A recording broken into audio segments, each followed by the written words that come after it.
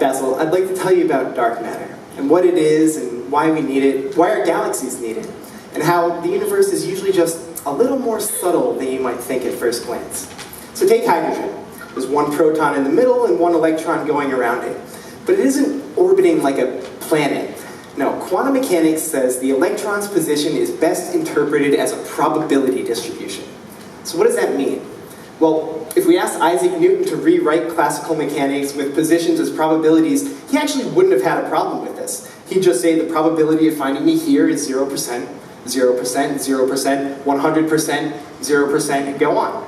The subtlety of quantum mechanics is we find out it's really more like basically 0, 1%, 2%, 94%, 2%, 1%. And so in its lowest energy state, the electron position probability cloud really looks like a sphere centered around the proton. And then as we give the electron more energy, that sphere turns into all sorts of wonky shapes that chemists call the orbitals, but okay, that's the electron.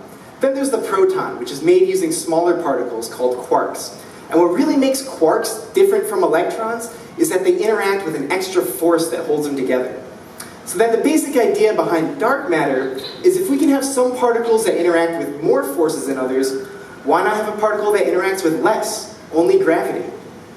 Okay, thank you. You've been very patient. Yes, I have a ball and a string on my hand, and yes, I'm going to swing it around my head. Actually, it's a star going around the center of its galaxy. So I tell you the tension in the string is our analog of gravity, and this picture seems right. Just like thinking of an electron as doing this kind of thing seems right at first. Or the pizza dough effect, where a spinning galaxy flattens out and forms a disk. The thing is that since the 1920s, we've had telescopes that are powerful enough to actually measure the speeds and sizes of stars and galaxies. And our best models say that without dark matter, the stars are going too fast to stay in orbit, and the galaxies are actually too flat and too wide to avoid folding in on themselves from the gravity of one side pulling in on the other. So then how do dark matter particles solve this? Well, if they interact only gravitationally, then they won't really have a way of sticking to anything. They're too small to even notice the pull of a planet as they pass through it, and are attracted to only the very largest centers of mass.